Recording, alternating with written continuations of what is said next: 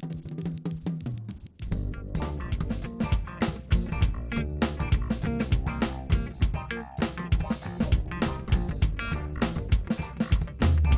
been a troublemaker, I've been a late night player, I've been broke as a joke, I've been a money maker, I've been a record breaker, taking credit as an educator, I've been known to spit the flows and make it shaky, shaky thing, popping, locking, stopping, let it hang. Watch us as we drop this hip hop, it's like it stings. We make the whole room drop and everybody sing. We want the funk, we gotta have that funk. We kick it old school, we think we're so cool. We take it back to the past, we gonna act a fool. Enough jumps, the middle finger make my yay. Hello, and welcome to Sports Buzz, the Fanatical View. I am your host, Scott D. Lewis, here live in studio, Comcast Cable, Channel 23, downtown Denver, Connecticut, on this May 5th, Cinco de Mayo. Yeah. Where's the margaritas? Where's the warm weather? Weather wasn't cooperating with anybody who wants to be sitting out on a patio somewhere drinking a nice cold beverage. You need a nice hot one today. More like a hot tottie instead of a margarita. It was 39 degrees while down. Are we ever going to see the sun again? They say Monday. It'll be 70 degrees, maybe. It'll be like 8 days between 9 days. Well, we need the rain. We didn't need that much rain. No, it's true, but it's been dry. I know we talked about that, but we get a lot of rain lately. Not so good. Anyways, we are here until 7 o'clock, 203-792-4101. If you want to call and complain about the weather, you want to call and tell us anything else in New tell York? us about the margaritas you're drinking. We'll take your calls. We'll talk about anything. Yeah. And that is, of course, the voice of my right-hand man, Mr. Bob Broad Jr. Hi, Scott. How you doing there, Bob? Did you have a good birthday? I did. I had a pretty good birthday. Yeah. Went out with some friends. I had some good food. Yeah, it was a good time. Ate too much. Oh, yeah. Full. I'm still full. But no, it was a good time. Thank you very much. And of course, Bob's Show Spotlight on Tuesday nights at 9, Wednesdays at 12. We got the full crew showed up out of nowhere tonight. We didn't think they were going to be here. We thought it was going to be just Mike Toohey and their solo director effort again. His show, Expose Cinemas, Friday nights at 9, Wednesdays at 1. But McFadden resurfaced, the Met Maniac. And he's got to be feeling good. I know he's been working like crazy, but I know the Mets are making him happy. Mets are doing so well. Yep, and Strange Man came off the ledge, and he has also resurfaced. He is in the building. It's questionable. Not sure if he's going to give me some stats of the week or not. He was working on them as the show started. But our two juniors are not here tonight. The juniors are not here. Maybe they're celebrating Cinco de Mayo. No. No? No. All right. So everybody's here, so it's good to see everybody. And Bob, I will give Bob credit for being the Sports Buzz representative this past weekend. He made it down to the Play for Purpose event. I got caught up with some other stuff, the birthday and everything, but you were down there Saturday. I had a great time. It was a good day down there Saturday. Yes. People out there, food, and Rangers alumni, and hockey going on. You had a good time? I got to do some interviews with the hockey, with the Rangers alumni. So they actually did some interviews with you on tape. Yeah. And hopefully we'll see that soon on Spotlight On. And there we see some of the guys that were there. Those guys were there last year too, so that's 2 years in a row for some of the big name. I don't remember the names of these Ranger guys. Who off the top of your head? Jennings, Bookaboom. So some And good... I thanked him for 94. There you go. Bookaboom, right? Yes. He was part of the 94 team, great. Yes. And and there we see the sled dog team as well. But the firefighters game, Danbury won beat 5-1. Fairfield County. Yep. It was a good game. 5-1.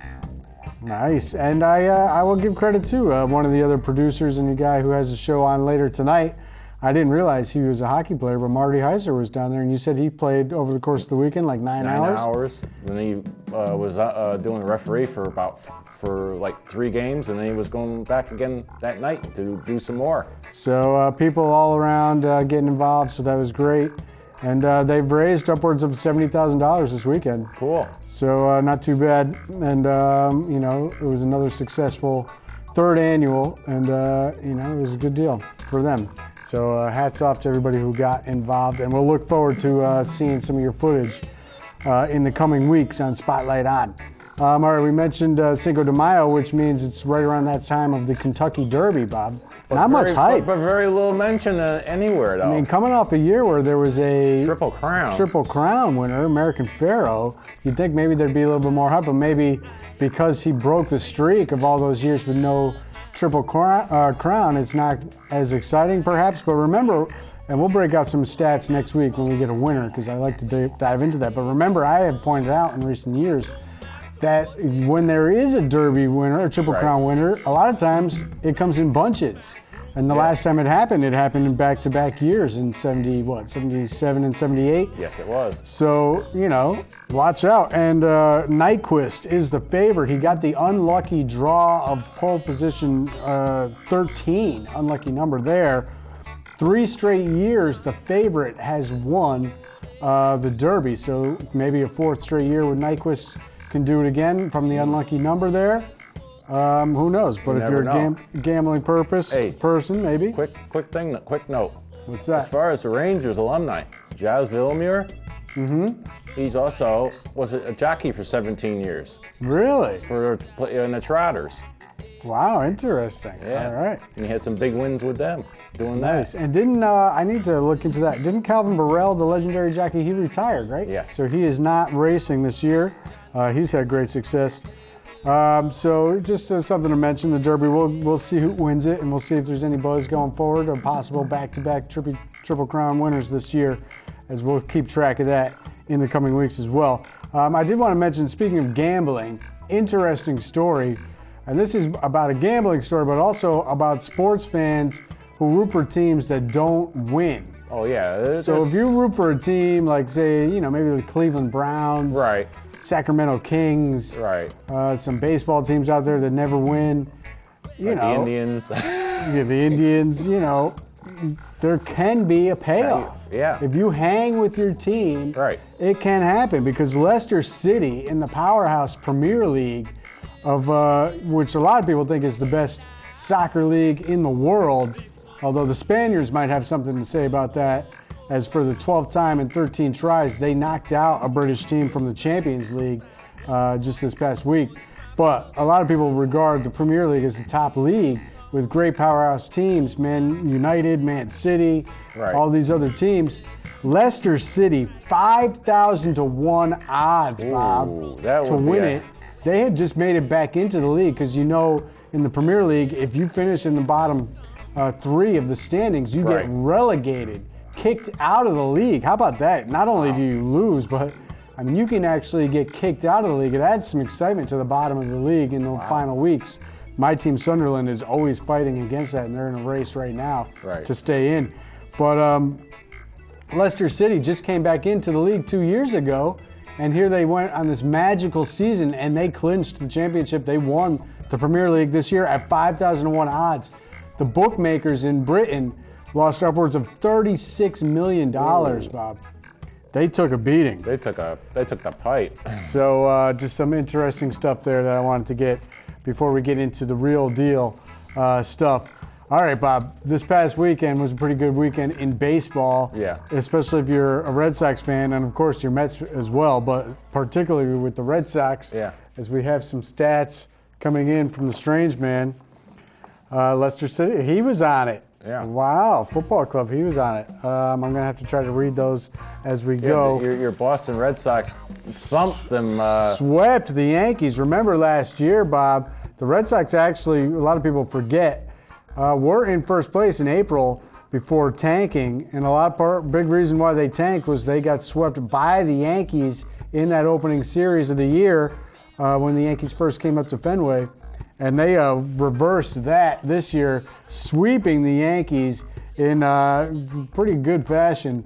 A lot of home runs, some comebacks, especially Sunday night in the rain. David Price, again, did not pitch well, but the bats came through. Big Papi with the 2-run homer Friday night, and he pulled he did it for the sick kid.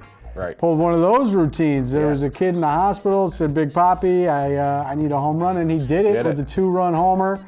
Then he did it for me on my birthday Saturday, hit a little home run as well. And Sunday night they came back. So they finished up that sweep. Red Sox find themselves at 16-11 in the middle of a series with the top team in the American League, the Chicago White Sox, at 19-9. I will be going to see the White Sox and the Yankees next week. Oh yeah, well, the White Sox have been playing great. The Red Sox split the first two. They go for the rubber game tonight in the Windy City, but they are in first place right now, a game up, or half a game up on the Orioles. The Yankees are finishing off a series tonight in Baltimore. They snapped their 6-game losing streak last night in Baltimore. How about this, Bob? The Yankees, since starting the season 4-2, have gone 5-14. 5-14 stretch, Bob. That is a pretty bad stretch. Yeah, that's not very well. So they find themselves at 9-16 overall. Yeah, yesterday's post had it as sinking ship, mayday, mayday, we need a life preserver. And A-Rod, who did do a little bit of the damage this weekend in defeat up in Fenway, he was actually starting to hit a little bit better after starting the year batting like 100. And now he's back on the DL. He's on the DL. So they got problems all around. And they got, the series second place team, the Orioles, they're finishing tonight in Baltimore. They're back home. Of course, Bob, I do have to make mention of the tidy little travel schedule the Yankees always get. They're at home last weekend. They get a little train ride up to Fenway. Then they took a train ride to Baltimore. Now they didn't have to get on a plane. And they're back home for the Red Sox. So you think the Red Sox will take 3? I don't know. I mean, I'm just going to sit back and enjoy a little good baseball. The Red Sox, finished in last place the last 2 years after winning the World Series in 2013. I'm happy they're playing well. I'd like to see the starting pitching do a little better. Buchholz last night finally got off the schneid. He gave up that 2-run homer in the first inning. I thought it was going to be another bad night for Bucky. Right. But he turned it around, ended up going 7 innings and just giving up those 2 runs. He was laboring through it. But he got through it, and they got the hits they needed for the 5-2 win. The young guys are doing well. So, offensively, I think, Bob, if you look at the overall offensive categories, they lead the league in like singles, doubles, triples, stolen bases, team batting average. And that's the one thing, when they won the World Series in 2013, it was Ellsbury and Victorino at the top of the lineup with over 50 stolen bases each. I think Ellsbury ended up with about 70. Right. And you also had Pedroia with about 30 or so, and other guys down the lineup stealing bases. And that was a huge factor for them, along with them taking pitches, which is something they didn't do very well in the last 2 years. No stolen bases, and they weren't working the pitch counts like they had in 2013. So the young kids are getting a little bit more patient at the plate, taking more pitches, and they're figuring out ways now to use their speed, because we know Mookie Betts and Jackie Bradley Jr. are guys with speed. Right. Brock Holt can steal some bases. Pedroia is healthy again. But now they're getting better and more seasoned at actually stealing the bases. So that's a nice thing to see happening as they are back in front.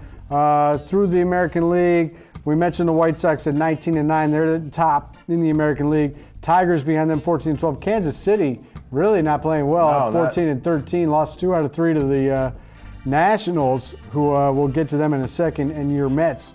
Seattle, Bob, 16-11. Yeah. Robinson Cano with 9 homers and 26 RBIs. He's among league leaders in those offensive statistics. Texas at 15-13. All right, your Mets, Bob, as we saw the photos start coming through. Their 9-game winning streak is over, but they bounced back with a big win yesterday. Oh, yeah. 4 home runs. Shut out the Braves, 4 home runs, hitting it all over the place.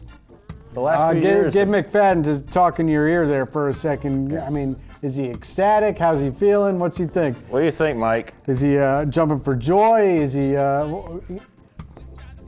Because the Mets now sit at 17-9, still behind the Nationals, Bob. Yeah. How about the Nationals road trip they're on? Oh, yeah. They sweep the Cardinals. They take 2 out of 3 from Kansas City.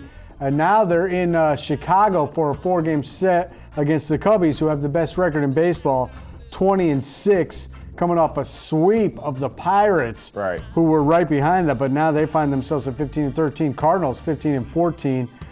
So not great. In your division, though, Bob, 4 teams over 500. Yeah. Phillies remain over 500 at 16-13, and Miami at 14-12, despite the suspension to their to the defending batting champion, or D. Gordon, that kid. A bunch of suspensions coming in earlier this year. They're- Another they're- one's supposed to be they're coming not- down the pike. The Not good for baseball. MLB They're is trying to not get it out of the messing around this league, year. but some guys are getting caught. And he claimed it was something he didn't know. It was an Right. over-the-counter thing. Who knows?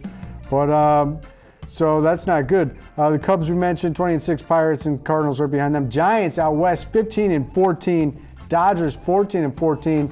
Nothing great happening out west. No. I thought Arizona was supposed to be good. They're at 12-17. That's not good. No. And San Diego, who your Mets head west, and they start that series tonight in San Diego. You're going to have to stay up late to get your scores for the next week or so. About Yeah. San Diego coming in Well, at 11-17. On San so. Diego's team, you have former Westerner Matt Joyce. Oh yeah, all right, that's good. Should I try to read? What did we see? Red Sox in first, half a game up, ahead of Baltimore yesterday. Big Papi hit first lefty home run off a lefty this year. Broden from the White Sox. They were making a big deal out of this in the game last night, or the broadcast. They're like, the Red Sox don't have any wins against left-handers. They're worse against left-handers all year. They'd only played against lefties 3 times this year, Bob. Let's not make too much out of that. Yes. But they did get that win, and Papi, I think he's got, 9 on the season right now? He passed Gary Sheffield, I think, on the list. And so he's moving up the rankings all over the place. And Clay Buchholz pitched well. What else we got from him? He was talking about mystery strange happenings. King Richard III was properly buried. Leicester City went 7 out of 9 last season and went on to win it all this year. Okay. A little team of no-hopers now have high hopes, something like that. Tough to read his stuff sometimes. But he was on the Leicester City thing, which we were talking about already. So that's good. And he was on the Red Sox and Papi, his first homer off a lefty. At least you have something to be happy about. Yeah, well, the Red Sox play, well, not like the Celtics. No. We were about to switch gears. Is that what you were forecasting Yes. there, Bob? Bob, It was not a happy birthday for that, right? well, I didn't get my Game 7 on my birthday, which was probably for the best with the way they played. We knew with the injuries it was going to be tough. You know, I didn't like the matchup against the Hawks to begin with. Avery Bradley goes down with the injury in Game 1 with the lead late in that game, and they lose by 1 point in Game 1, and that really set the tone for the whole series. They did rally in Game 3 and 4 at home. They could not rally in Game 6 to force Game 7, as they really laid a huge egg in front of the all-time greatest winner in the history of sports, Bill Russell, sitting courtside there, and they couldn't get it done. You know, they were banged up, Bob. Avery Bradley was out. Right. Kelly Olynyk, and I have to really question Brad Stevens' decision-making in trying to force Kelly Olynyk into these games. It was clear to everybody He was hurt. that he was hurt and he could not play. And Tyler Zeller is sitting on the bench, and every time they turned to him this year, he came in and he did well. And in the last 5 minutes of that Game 6, when they were trying against, they were down huge, and they actually cut it to 10. Right. They even actually got it maybe to 9 in the final minutes of that game. And Tyler Zeller's on the court doing things. I'm like, why did you continue to try and force Kelly Olynyk in the game throughout the whole series when he was hurt and he could not play? When Tyler Zeller's sitting there and he can do things, and I don't know why he didn't use them. That was disappointing. Jay Crowder was banged up. He wasn't the same player coming back from his high ankle sprain. So they just had, things that were going against them. And they're a team that doesn't have a marquee player. And if they, start dealing with some injuries, it's going to be tough. And it was awfully tough. And the Hawks had more options, and they started to shoot the lights out in some of these games. I'd like to see the Hawks, play a little better against the Cavs. Right. Like they did against Boston.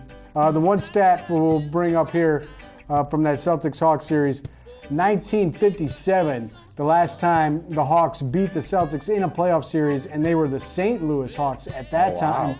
And speaking of injuries, Bill Russell was hurt in that series in 58. He was back healthy, and he beat the Hawks, and then they went on to win, 11 out of 12 years. Yeah. The epic run of all runs, the true dynasty that they were. But they get crushed last night. How about that, Bob? The Cavs set a record for regular season and playoff game. 25 3-point shots they made in that game. 18 in the first half, which was also a record, as they absolutely crushed the Hawks last night. After, in game one, the Hawks had a lead late in that game in the fourth quarter, and then made a few mistakes down the stretch and ended up losing game one. They tried to steal, and they could not carry any momentum in game two. On the other side, in the East, it's the Miami Heat, who really broke the hearts of the Charlotte Hornets in game 6 and then destroyed them in game 7. Really tough loss. But it was game 6 that was really the deciding factor, as the Hornets at home in the Swarm, Buzz City, were trying to close out the Heat with that 3-2 series lead. King Kemba, Bob, with a game of his life. It reminded me a lot of his run with UConn when he just put the team on his back and would refuse to let them lose. Unfortunately, this is the NBA and not the NCAA. And Dwayne Wade, how about this, Bob? Late in that game, Bob, when Kemba was going for what, 38 points, 39 points in that game? Just a great performance by him. Dwayne Wade hit 2 3-point shots. How about this, Bob? When was the last time Dwayne Wade hit a 3-point shot in an NBA game this season?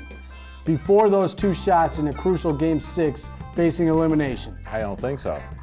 December. Was it? Dwayne Wade had not hit a 3-point shot in a game since December. I found that amazing. Wow. And he hit 2 crucial ones, plus a fadeaway 2-point shot as well in the final couple minutes of that game. And then in game 7, they destroyed Charlotte. So Kemba had a great year, led his team to 48 wins, and he almost pulled off that victory in the series for the Hornets, but they couldn't get it done. So Miami moves on, and they take on Indiana, and they won in overtime in game 1 after, or not Indiana, I mean Toronto, after Toronto knocked off Indiana in game 7 of yourself. Toronto, this is just a team that you just can't figure out. Every time you think that they're getting their act together, they got the monkey off their back, they won that series against Indiana, and then they lay an egg at home against Miami.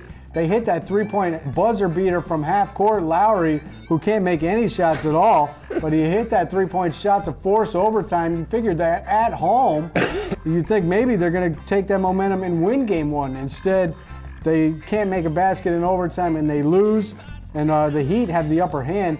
So we're looking at a potential of a Miami versus Pawn James Eastern Conference Finals. I'm not all that excited about it because, I don't really have any fondness for either one of those teams, Bob. But, we might be faced with that. Some other NBA news before, we'll mention quick. Warriors, no Curry, no problem. They're up 2-0 on Portland. They did have to rally in game 2, as Portland is a game bunch, and we know in the Rose Garden up in Portland, they're going to be game again. So we'll see if they can get a game out of this series, but it looks like the Warriors will get through as Curry rests his knee. Sounds like he is getting over that, and he'll be ready to go for the next round. And the Spurs Thunder, this is really the series to watch if you're an NBA fan, because that's really the only tight series, as OKC bounced back from the blowout in game 1, and they win a 1-point game in game 2, and now they head back to OKC. Some interesting news, Frank Vogel fired by Indiana. Interesting for Knicks fans, because he is now on their radar, as well as David Blatt. We'll see who they hire. Phil, taking his time. The draft is coming up. You'd think you might want to have a coach in place before the draft. We'll see if the Celtics can get the number 1 pick. They're in the lottery, top 3, heavy favorite to get that number 1 pick. That would be nice. All right, NHL, Bob. What'd you think of the NFL draft? I didn't think much of it. Okay. That's NHL. I know my friend Dave was all excited about the LA Rams moving back to LA, where he was a fan and he stayed with them in St. Louis, and they're getting that quarterback from Cal, local kid. So that was kind of interesting. But NHL, Bob, can the Islanders in Tampa Bay actually play a game? No. It's been like what, 6 days? When we were here last week, we were talking about the strange circumstance that had them playing the start of their series before the other Western Conference series were over. Now, a week later, they're still sitting on game 3. They're not even playing tonight. Meanwhile, the Penguins and the Capitals have played 4 games. 4 games, yeah. Since then, even though they started after them, And the Western Conference teams are playing tonight, so their game 4's in, despite the fact that they were still playing when the Islanders had started their series. So the Islanders don't play until tomorrow night, game 4. What is with the schedule? They are down 2-1. They were up 4-3 at home in game 3. 38 seconds left. Tampa Bay scored the equalizer to force overtime. And then, how about your boy Brian Boyle, former Ranger, Bob, drops the elbow, decks the player. 6 seconds later, he scores the game winner in overtime. No suspension so far from what I hear, although they got one more day to announce that suspension.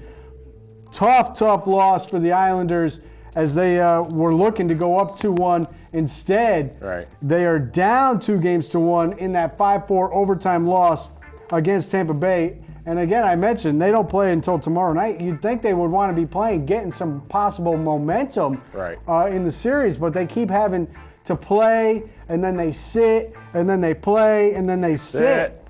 So they will only have one day off between game 4 and 5 heading back down. You'd think if they were going to give them extra days off, they'd give them between travel days.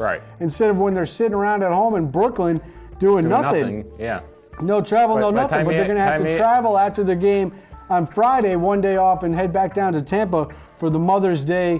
I don't know if that's a matinee or a night game or not, but they get to play on Sunday. But they need to have this game Friday night and get this series tied 2-2. They do not want to do what the Capitals did and lose game 4 in overtime to the Penguins and find themselves down 3-1 up against it.